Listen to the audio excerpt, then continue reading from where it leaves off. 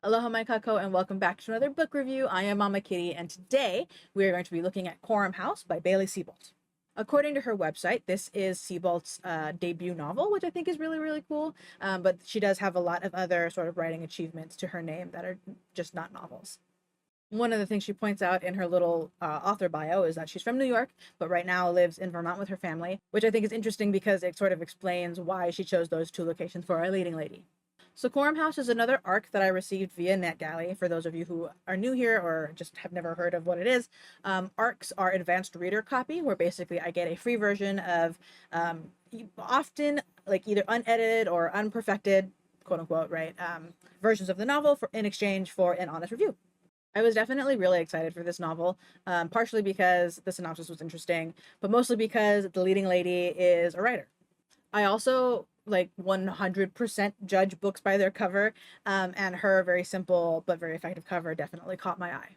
So, the all-telling Goodreads synopsis is as follows. On a blistering summer day in 1968, 9-year-old Tommy vanishes without a trace from Coram House, an orphanage on the shores of Lake Champlain.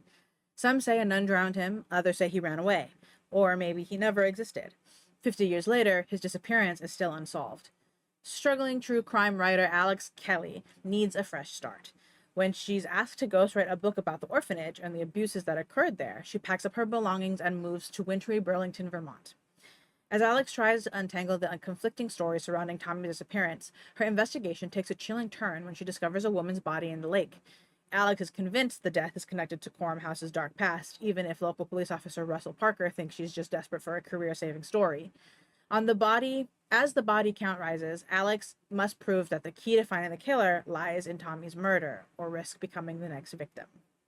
So, if this is the kind of genre that you like, I don't know why that kind of synopsis wouldn't catch you, right? Even as someone who doesn't read mystery, thriller, true crime novels, it really grasped me, and I thought it was really interesting, and I was really excited. Okay, so the book. Overall, I really liked it. Kind of liked it a lot. Alex Kelly was a wonderful character that it was fun to sort of walk through this mystery with her. I adored her insatiable need to put her nose in other people's business, although I do say this very, very lovingly because she points out several times throughout the novel that really all she's doing is trying to find the truth. But just because you're on the path of truth doesn't mean you aren't in businesses that you shouldn't be in, you know? So for full transparency, I did struggle with the first half of this book. It was really slow, or it felt really slow. It just felt like the stakes weren't high enough yet, which is totally, I mean, it's one of those things where it's like, it's not a bad thing necessarily because it's setting up for the last half of the novel, right? But at a certain point, I think it just was difficult to get into until about midway through. I'm really glad I stuck with it though, because by that last half of the novel, I was in it. And I had a really hard time putting the book down for those last like several chapters. All of the characters, Alex especially, were really interesting. The motives and urgency, or like lack thereof, were really fun to kind of watch, and it really helps the story like keep moving, and it really kept me on my toes. It was thrilling at the end to realize that I had guessed the bad guy before Alex did. But all of that excitement really happened sort of about halfway through the book. Before that, it was just kind of hard to care, I guess, if that makes any sense. The beginning and the building of her world and whatever was really about the book that Alex was going to be writing, which, like, of course it was. That's what the book is about. Like, did I want her to figure out what happened to Tommy? Yeah, of course. Was I leaning a little bit more towards wanting to learn what happens with the tension between her and a couple of my characters? Hell freaking yes. But it was sort of this issue of where I didn't quite care about the actual story, right? My focus was on other aspects that were happening, like the side plots that were happening instead of the main story. But there's a conversation that happens later with a character named Bill, who sort of proves to be an obstacle in Alex's journey.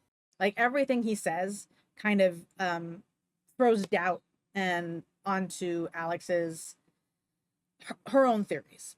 And from there, that's kind of where I got invested. From this point, there were a couple of characters that I did start to really care about that I got really worried for. Though as the story progressed, that worry kind of turned into suspicion. Again, I was really excited that I had figured out who the bad guy was before Alex did, but I do admit that my theory onto like who they were was very incorrect.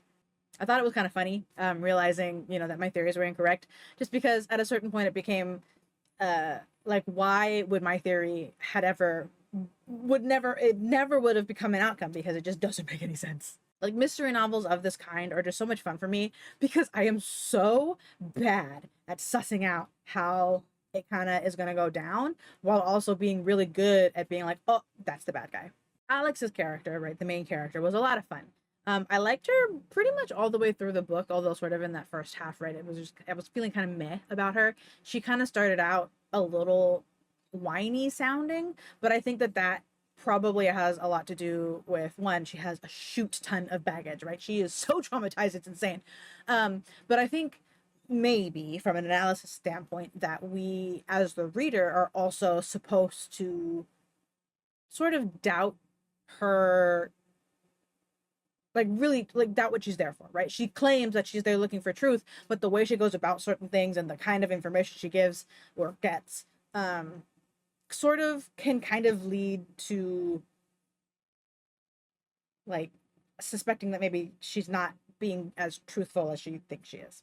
There was a lot of sort of unhealed issues that she was going through, and it made it really easy for certain other characters to really push her buttons and make her seem even more like an unreliable narrator. I think the rest of the cast was great too. I really liked how they were bumbling around, causing chaos, getting Alex into trouble, right? And I really love them all. But there was this one character, her name was Detective Garcia, that I wanted to rip my hair out every time she came onto the page, because it was like, damn girl, you're a detective and you can't do the detecting? Like what is this here? There was also, kind of surprisingly, a little bit of a romance situation going on as well. Like I mentioned earlier, right? This tension that Alex had between a couple of the male characters was really delicious, and I kind of really loved its inclusion in such a sort of tense novel. Like it was kind of giving this whole idea that yes, there's this horrible murder and there's some probably a murderer going on and all this other stuff, but that life continues on, right? That at a certain point you have to keep moving forward, even if what you're looking at is back in the past. And it's this whole idea of like those who are left behind eventually have to move on. And I really like that idea, simply because Alex, right, is so stuck in her failed book, her husband passing away, and just this level of the world moving around her while she is stuck in the mud was really interesting to read through. I was like a teensy weensy bit unsatisfied by the ending. I love a good epilogue, but I definitely had wished that there was something else that could have happened. But again, it comes down to that whole like maybe that is too much, right?